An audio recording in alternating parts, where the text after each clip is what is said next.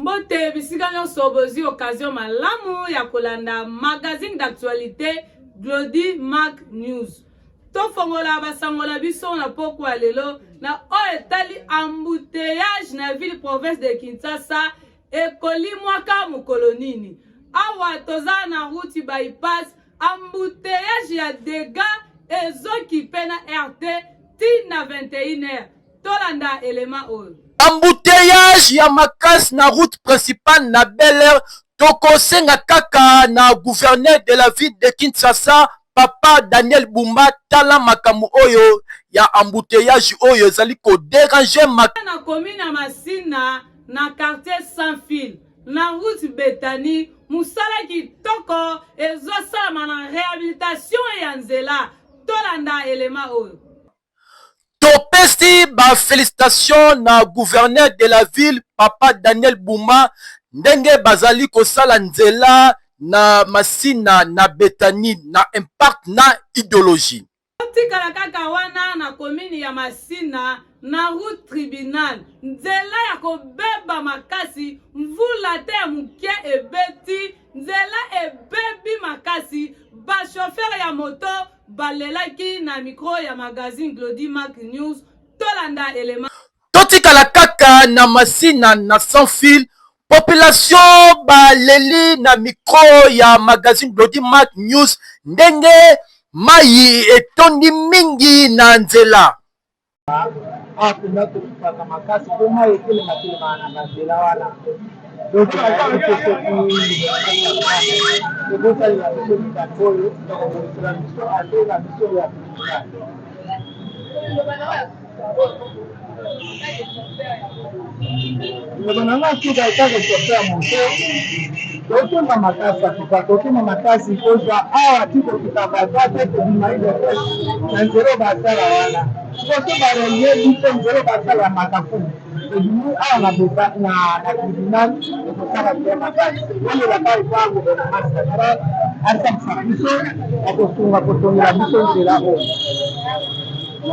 École Nova Eligo et rendre hommage na famille Wasalusu na promoteur Sedi Pierre. Tolanda. La famille Wasalusu baza na profonde douleur ya annoncer le décès de leur père, frère, oncle na kombo ya Wasalusu Tanzakuna Jérémy azalaki cadre retraité de la Silou et grand bâtisseur ya quartier Masangambila. Eyaki mokolo ya lundi passé suite à une courte maladie. Topesa ba programme ya ba obsèques ezali boye. Matanga tout le deuil se tient à la résidence familiale au numéro 3 avenue Wasalusu, quartier Masangambila, référence arrêt dépôt na commune ya Mongafula. Ba programme ya bosek ezali boye. Vendredi 12 décembre 2025 ezali veillée mortuelle na salle Véronica arrêt Libulu na route de Matadi en diagonale ya camp Badiading près ya station ya essence Total. Donc soki ozana arrêt Libulu au Mati Mukie juste en diagonale ya camp Badiading na station Total salle Véronica ezali wana esika veillée mortuelle ekosalema pe topesa basango na oyo etali enterrement Pe na 9 juste levé du corps de la morgue du centre hospitalier Mokole.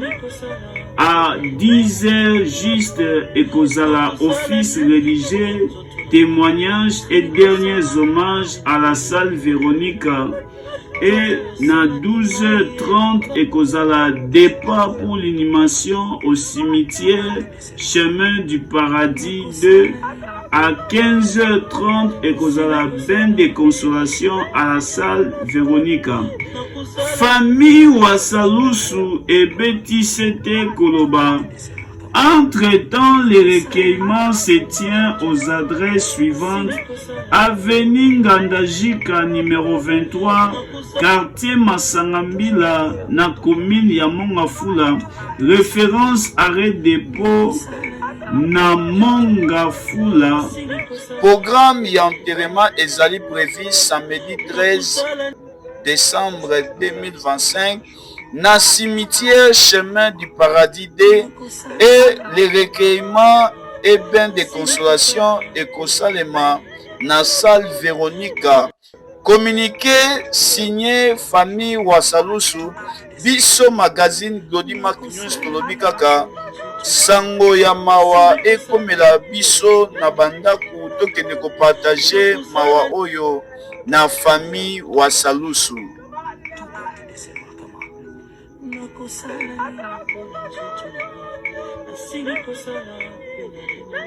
Belève ya Nova Eligo ensemble na promoteur na bango Papa Pierre Sedi Nzakuna baye ko rendre ba hommage na Papa Wasalusu Nzakuna Jérémie oyo azali moko ya famille ndeko na bango oncle na bango pe azali le premier partenaire ya école Nova Eligo eleganaki na impart pe idéologie basala. Nous partons joyeux, nous chantons en ce jour de joie et de fête. Nous avons terminé notre école primaire. Merci à nos maîtres et à Dieu. Lumière de ceux qui brillent en nos yeux, qui dissipent les doutes. Les chants retentissent et les maîtres nous disent: le vent, je vous fraye la route. Lumière de ceux qui brillent en nos yeux, qui dissipent les doutes. Le chant retentisse et le maître nous dit: le vent, je vous fraye la route. Heureux nous partons, joyeux nous chantons, en ce jour de joie et de fête. Nous avons terminé notre école primaire. Merci à nos maîtres et à Dieu. Lumière de ceux qui brillent en nos yeux, qui dissipent les doutes. Le chant retentisse et le maître nous dit: le vent, je vous fraye la route. Lumière de ceux qui brillent en nos yeux, qui dissipent les doutes. Le chant retentisse et le maître nous dit: le vent, je vous fraye la route. Et... au moins exprimer nos talents, de faire exprimer au moins nos connaissances à qui notre fait Papa Wasalusu, qui a été le premier partenaire de cette école. Merci beaucoup. Une fois de plus, on peut acclamer. Les mots ne manquent pas. Je pourrais même, si jamais l'inspiration me vient, peut-être chanter pour lui une des chansons qu'on interprète ensemble. Mais bon, je voudrais d'abord remercier tous les élèves qui sont là. Tous les élèves qui sont là, qui sont venus avant-hier, qui sont venus ce matin, qui sont venus maintenant, et que vous êtes là. Je vous dis merci. Je sais que les amis anglophones sont là. En anglais, on dit, a friend in need is a friend indeed. Un ami dans le malheur, c'est un vrai ami, n'est-ce pas? Ça arrive à tout le monde d'être frappé par le malheur. Et tel est le cas aujourd'hui, non pas seulement de moi, mais de toute ma famille ici présente là. Vous témoignez en cela de la compassion envers les promoteurs, mais surtout envers celui qui a travaillé main dans la main avec les promoteurs pour bâtir l'école Nova Eligo. Je crois que j'ai toujours dit, à mon sens, les fleurs ne valent rien. Les boissons, les musiques sophistiquées, ça ne vaut rien. Moi, j'aimerais bien un jour, quand ce sera mon tour, avoir pour fleurs des élèves en uniforme qui entourent mon cercueil.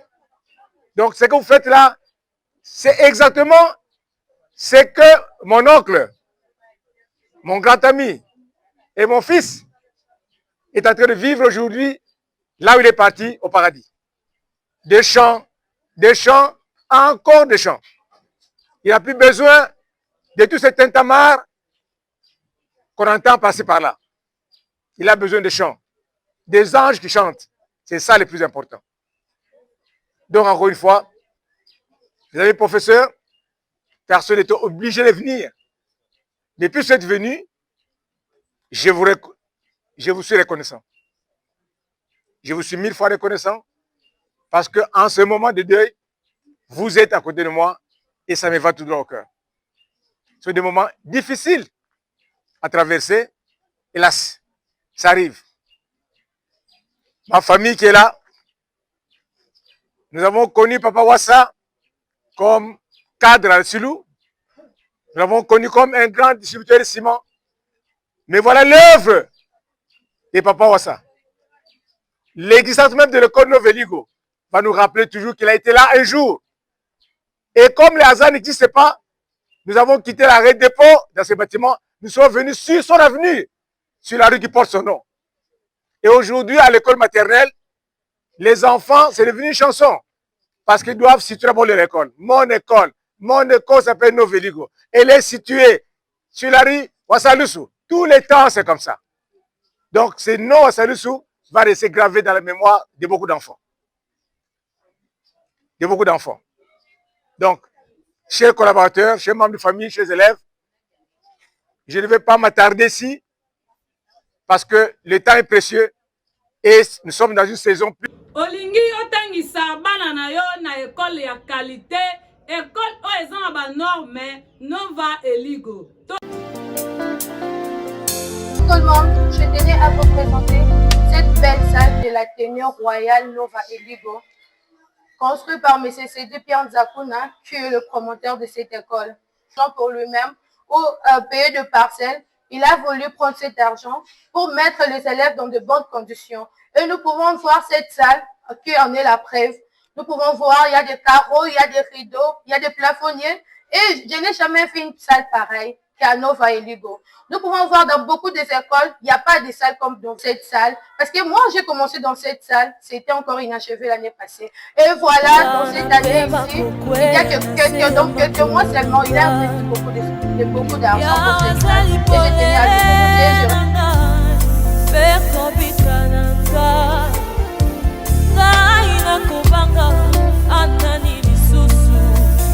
sur l'avenue Wassalusu, au quartier Masangambila, la commune de Mongafula, c'est là où se réside l'Athénée Royal Nova Eligo.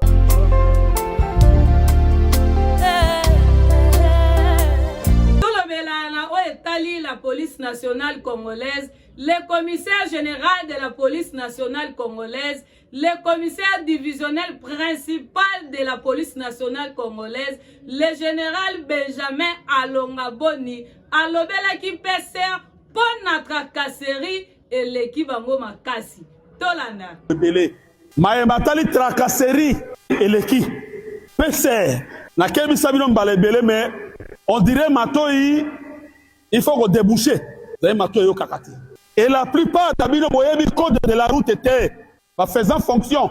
Mbalaboni, Peser, Bongisa Mizaleli. Mbalaboni. Tosengi na Jémi, akene ko appuyer Peser à côté na danse. 17h, 18h na balabala, on commence la présence agent à Peser.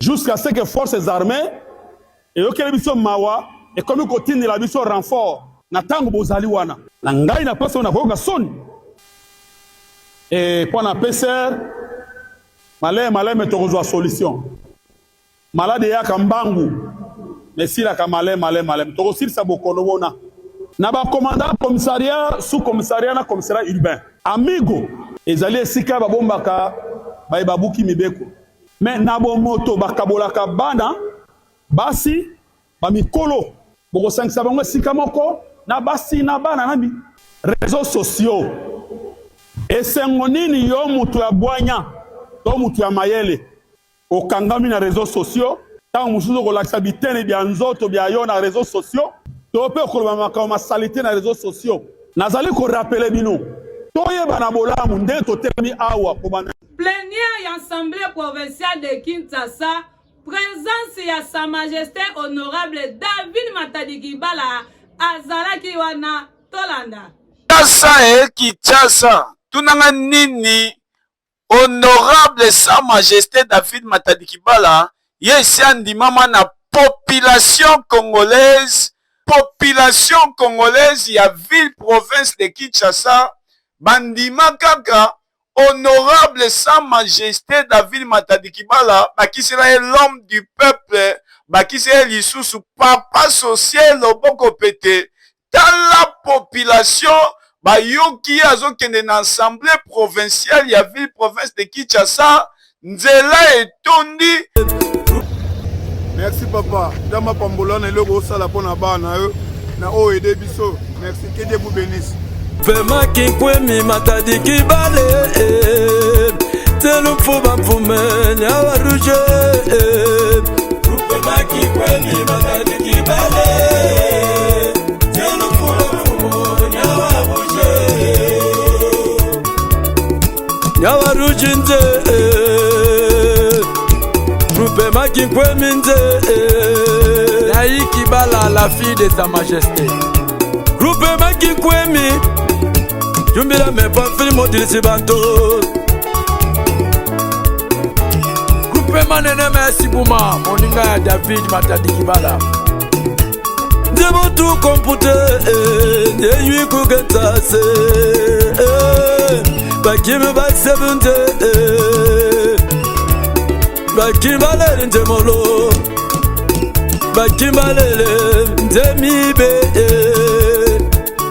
Majel manje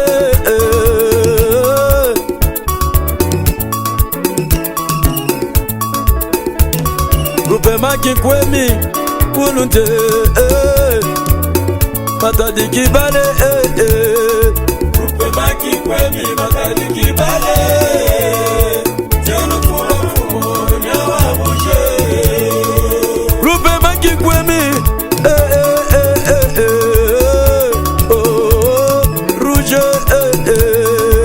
Dada menayame molobeli ya Sa Majesté Mwana nganti de nganti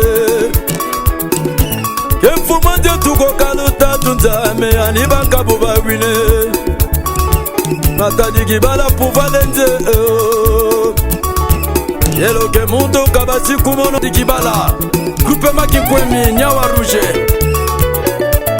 Yoga Mama Nadine Kibala Mokala chef Dada directeur ya Sa Majesté fils de Sa Majesté Dario Kibala Banu bawume Groupe Makikwemi Matadi Kibala nyawa rouge Groupe Makikwemi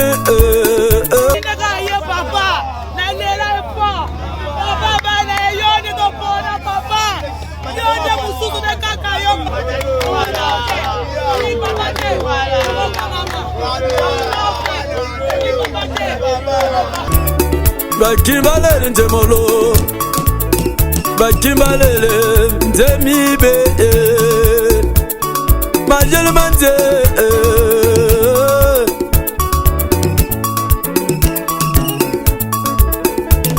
Groupe Makikwemi Kulunte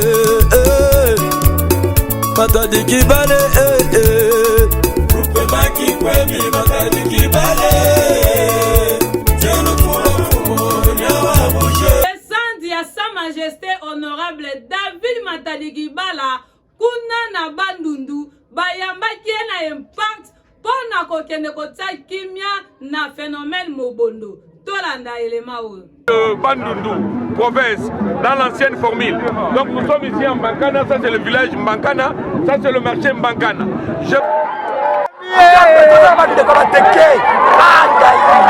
Merci, leader. C'est bien dit, hein? Merci,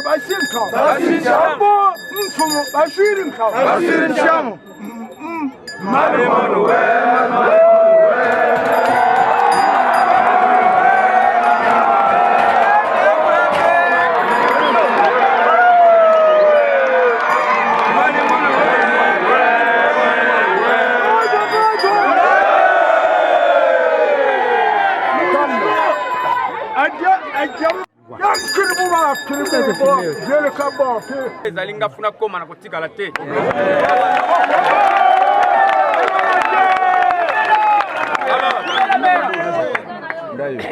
bokolimbisa biso toloba moke na lingala bandeko mpe bayoka mpasi oyo ezwi bino to probleme ozalaki nango biso toyokaki me toyokaki yango na voi moko officiel te tozoyoka yango na minoka bato oyo alobi kuna naki nsele bateke bakimi oyo alobi boyo alobi biso bino président abengi ngeske makambo ezolobama na bareseau sociaux yo ozoyoka ngabi no président nalani na moto abi fongola réseau sociaux tala koyoka toyoki bato na kisasa bateke nyonso bazolela boza wapi komite bosala président bino mbongo ezala te que ça soit distance tokosala nini sensibiliser biso nyonso tu lobi butu toyei kokutana biso nyonso tu na nzela ndenge omoni tosali effort malgré banzela toyaki une affaire ba 12 jeep mususu ebandi kotikala na nsele ti toyawa bazelo mususu ezongi kaka wava mboko nini ilanga échappement katani zelo makasi mais toyaki cortège moko makasi nyonso wana kaka mpona kosoutenir bino mpona kotalisa bino boyeke na biso na bino toza assemble mpasi na bino eza ya biso kolandi yango biso toyaki mpenza mpo tobunda te toyaki mpe bitumba te toyaki toyeba verité eza bino awa boza na difficulté ya communication soki bokomi mokanda fo koma nanu mai ndombe soki alingi atini yango kisasa soki alingi te agere yango na ndenge na mais baréalité oyo biso tokomona en tant que toza na communauté te toyaki koyoka oyo ezoleka awa ndenge vice président alobi yango toyeba nini eleki na kati ya mboka po tokolinga teke bafumu so na ngambo azoganga biso kuna tozomela masanga ekozala bien te oye toyeba nini eleki na mboka mabe nini eza na mboka po biso tokokozwa yango topesa ngo na bakonzi tala kuna botala makambo ezoleka boye bosala attention na boye mais en tout cas ndenge toyawa tosenki akimia ezala mpe ezala tokotika ni banimero ya telefone si un problème bobengi biso tokoya kotala bino deuxième visite ntango wana mpe nyonso kokota toya kotala bino mona tokotika mikolo ebele te po te korande bino visite toyeba mabe nini ezoleka na kati ya mboka banani tokolinga te mfuma agangaka mfuma abundaka tokolinga te yango toye mbangu tomona bino mais tokotiki na bonne santé un message la paix yango toye tosali 2 jours na mboka ya Kinsele mpona komeka moke kotya kimia na maoyo elekaki kuna tolingi te toyokaka susu makambo ndenge wana esalamaka entre bamfumu oyo bamfumu babundi basali boye ezalaki te yango toyaki na vice président na nga nde mpo tokendaki ntina Kinsele kotala makambo ezoleka kuna totie mwa kimia tosoli na bandeko talisi bango ndeni bakovivre mais eza mpe ya suka te tokozonga so ezalaki mpona urgence preuve yango wana ke tokiti ti na Kinsele toye mpona makambo wana kua donc voilà donc on a encore en bref sur comme dans la communauté tokoya yango to nito manosanga na mikolo mingi poto mke ko zonki sabo moko na kati ya communauté to on a besoin bolingo to on a besoin ensemble to sanga na po union fait la force comprendre so to a diviser to obliger communauté bien te yango moni prévaner to quitter na vice président ngai ti esika mo bezalaki to ko tia moi kimia place wana Sa Majesté honorable David Matadi Bala akitaki na commune ya Makala pona kosolola na population bayambaki na impact na idéologie tolanda elema o tuko kaluta tunzame ani bakabu bawine Matadi Bala pouvalenze yelo ke mundo kabasi kumono we pema kikwemi deveni kulunya wa rouge Nyawaruje, grupe makikweme Nabulungu, oya zanangu Nzambe abatela ye Nzambe abatisa ye mukulu Amen mama ozoyoka aza mwana na nga nayebi papa David kokanisa te nde na ye naza mama quartier naza na kati ya libota amen akoumela aumela mikolo ebele amen aumela mikolo ebele na bolingo oyo aza nango na motema mawa oyo azalaka nango moto nyonso oyo aza na mpasi yasungaka ndenge aza wana ntina kati ya libota na biso azalaka bongo soki oke epai na ye okozonga maboko pamba te amen yakumelaka na bokonzi papa ngelo na bazanga sans te nzambe langa batela ye amona génération boto bandeko ne nyos ba yambonga bana na ye bana bakoko na bali yambonga ye parce que papa c'est ana banza atozanga sans te en tout cas nzambe lola kanistela ye abakse so ebele asomba suko leka na ko o bakotelemela ye nzambe atia bango Groupe Maki Kwemi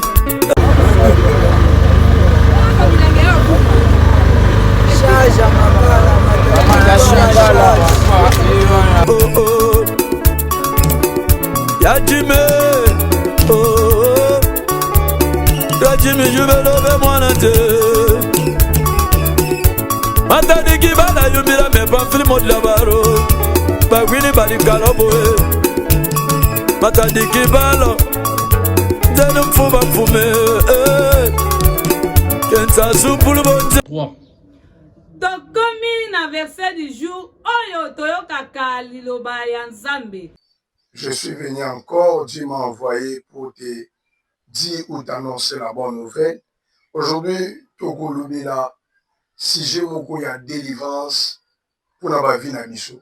Il y a toza bloqué dans certaines choses, toujours kangabiso, toujours comprendre pourquoi toujours za la délivrer. Pourquoi za la nambongo la yo, mituka na yo nyonso oyo za nango. Et ça, bien. Mais je sais la particularité, vous allez libérer dans d'autres choses. Vous allez mis tout cas, mais vous avez un problème, il y a bana. Vous allez na musala, mais vous avez un problème, il y a libérer les finances. Il y a et je sais na koluka nzambe afin que vie na yo ezala délivrer correctement. Mais comme na yo efungama. Alors le tokolobela livre na biso ya Luc 19 verset 38 à 35 et sika wapi tozomona bazobetela biso lisolo Yesu bongo na ba disciple na ye Yesu azotinga 2 disciple na ye ayebisi bango bokende na village eza en face bokuta ano moko aza attaché bokende bodétaché ye bomema ye Yesu aloba na bango ke ikozala bakolone bakobima mais bozwa ye boyebisa ye mukolone anaposa na ye kaya na ye koluka baame oyo baza en Christ baoyo baza kokangama na maboko ya diable alingi na interpele yo ke eza diable te nde mokolo na yo eza nango noko wana te chef coutumier ya famille te eza nango te soki nani mais eza nzambe alola na posa na yo po ye nde mokolo na yo yaya na ye kobenga yo ozala na Brazzaville ozala na Kinshasa ozala moto ya Bakongo ozala na Bandundu yaya limero eza wana lukobenga prophète beni wa nzambe tokoluka koprier afin que vie na ezala délivrer ezala débloqué na situation ya finance na situation ya bana to ya libala eza na ebele baza na mbongo azozanga libala mobali azomonana te eza na ebele bazoluka mais bazozwa te toza na temps ya koluka nzambe afin que vie na biso ezala délivrer lorsque Yesu Kristo atindi badisciple ayebisi bango ano wana bokodétaché moto tokomi na rubrique toseka oyo bato basekaka na bandaku elongolaka bato ba stress tolanda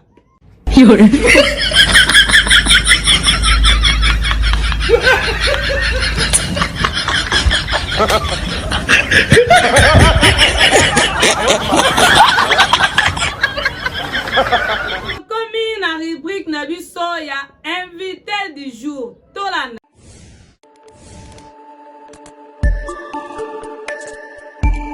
Bonsoir, bonsoir chers téléspectateurs et passionnés du sport. Bienvenue sur Glody Mac News. Je suis Gauthier Moussa, votre présentateur du Flash Info Sportif. Rendez-vous d'actualité sportive en mode express. Les choix de sélection de Léopard pour la CAN 2025 posent problème au sein de l'INAFoot ainsi que certaines personnalités du football congolais. Ce 1er décembre 2025, le sélectionneur Sébastien Desabre a officialisé la liste de 26 léopards pour la phase finale de la Coupe d'Afrique des Nations au Maroc. Avec les mêmes figures qui ont été avec nous récemment, sans oublier les retours de Simon Banza parmi les sélectionnés. Les choix font beaucoup réagir le public avec des opinions différentes, dont la Lina Foot qui dénonce le manque de considération du sélectionneur Sébastien Desabre envers les joueurs locaux.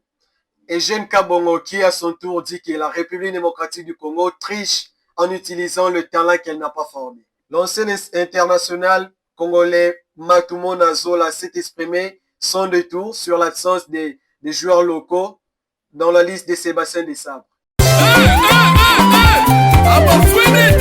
Double impact, maison d'habillement, double impact. Chez Fiston Musikanda, c'est qu'elle est à molato, oya qualité. Bilele, molato, oya vrai bien. Ya kafu na bagrefi ya somo. Mwana mama, soki olingi olata kitoko. Na nzela bato balula yo. Babuka na kingo pona kotala yo. Manchanga, linga luka kota. Na maison d'habillement, double impact.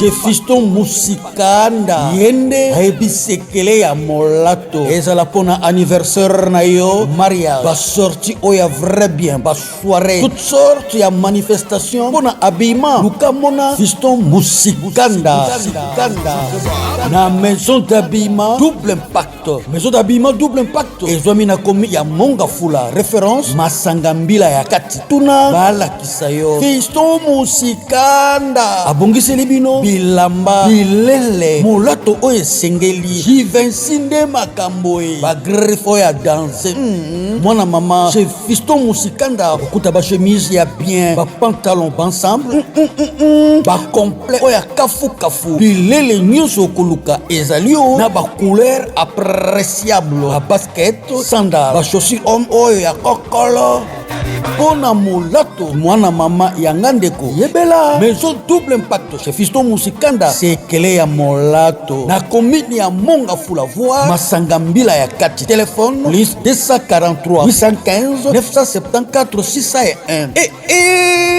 respect na mokonzi ya Tony Mwaba mwinda ya bana lukunga ya Tony Mwaba teleme ongenge.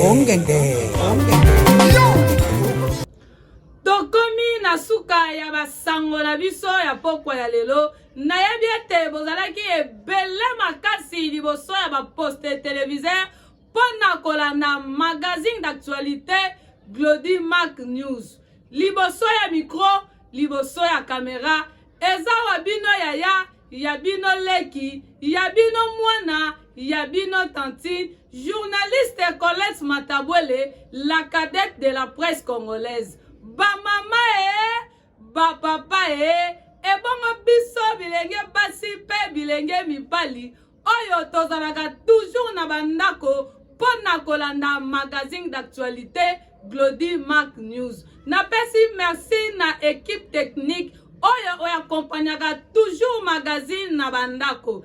Pe napesi mbote na molandi monene ya magazine Glody Mac News, mon ami d'enfance maître Metandomba. Pe lisusu napesi mbote na mon oncle Nico Makaba kuna na Londres, jika ya solo.